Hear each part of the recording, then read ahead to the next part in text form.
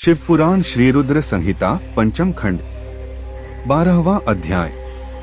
वर पाकर मैं दानव का वितल लोक जाना। व्यास जी ने पूछा, है महाबुद्धिमान सनत कुमार जी, जब ब्रह्मा, श्रीहरि, विष्णु एवं सभी देवताओं ने भगवान शिव की स्तुति की तब वे प्रसन्न हुए और उन्होंने देवताओं को विपत्ति के समय उनकी सहायता करने का वचन दिया।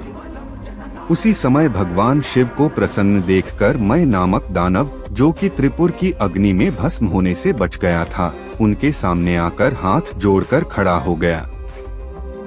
तत्पश्चात मैंने निर्मल स्वच्छ हृदय से करुणा निधान भगवान शिव की स्तुति करनी आरंभ कर दी।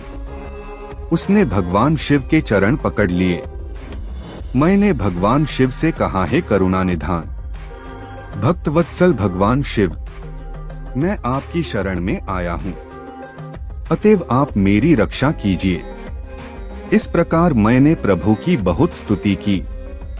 उसकी ऐसी भक्तिमय स्तुति को देखकर भगवान शिव प्रसन्न हो गए और बोले, हे दानवश्रेष्ठ, मैं तुम अपनी परेशानियां भूल जाओ और अपने कष्टों का त्याग कर दो।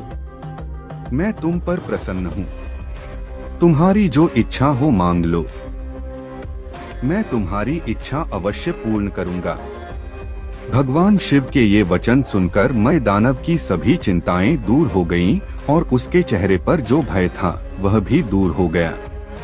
तब वह बोला, हे देवाधिदेव, यदि आप मुझ पर प्रसन्न हैं और मुझे कुछ वरदान देना चाहते हैं तो मुझे अपनी शाश्वत भक्ति प्रदान कीजिए।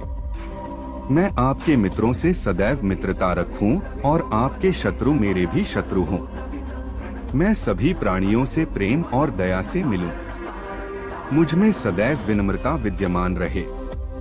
मुझ में कभी भी आसुरी प्रवृत्ति का उदय न हो। मैं सदैव आपके चरणों का ध्यान करता रहूं, कोई भी मुझे मेरे भक्ति मार्ग से हटा न सके। मैं दानव की इस प्रकार की प्रार्थना सुनकर भक्तवत्सल भगवान शिव प्रसन्न होकर बोले, तुम मेरे भक्त हो, इसलिए तुम में कभी कोई विकार नहीं आएगा। तुमने जो कुछ मांगा है वह तुम्हें अवश्य प्राप्त होगा। तुम सदैव मेरे अनन्य भक्त बने रहोगे तथा मेरी विशेष कृपा तुम पर रहेगी। अब मैं तुम्हें वितल लोक जाने की आज्ञा प्रदान करता हूँ। तुम वहीं पर निर्भय होकर मेरी भक्ति में मगन रहो। भगवान शिव की आज्ञा मानकर मैं दानव वहां से सब देवताओं व अपने आराध्य भगवान शिव को प्रणाम कर वितल लोक चला गया। तत्पश्चात देवाधिदेव भगवान शिव भी देवी पार्वती सहित वहां से अंतर्धान हो गए। त्रिलोकीनाथ भगवान शिव के वहां से अंतर्धान होते ही उनके अभीष्ट कार्यों को पूरा करने के लिए उपलब्ध कराए गए साधन जैसे उनके धनुष, बाण, रथ आदि भी वहां से अदृश्य हो गए। तब वहां उपस्थित ब्रह्मा जी, श्रीहरि, विष्णु, देवराज, इंद्र व अन्य सभी देवता व ऋषि मुनि भी हर्षपूर्वक अपने आराध्य भगवान शिव का गुणगान करते अपने अपने लोकों को चले गए। भगवान शिव के इस रुद्र रूप का स्मरण करने से शत्रुओं का विनाश होता है। महर्षि, जीव के सबसे भारी शत्रु और कोई नहीं, उसके मनोविकार ही तो हैं। इनके वशीभूत होकर जीव अपने लक्ष्य से भटककर नष्ट हो जाता है। ऐसा करके वह अपने इहलोक के साथ साथ परलोक को भी बिगाड़ता है। भगवान शिव आशुतोष हैं।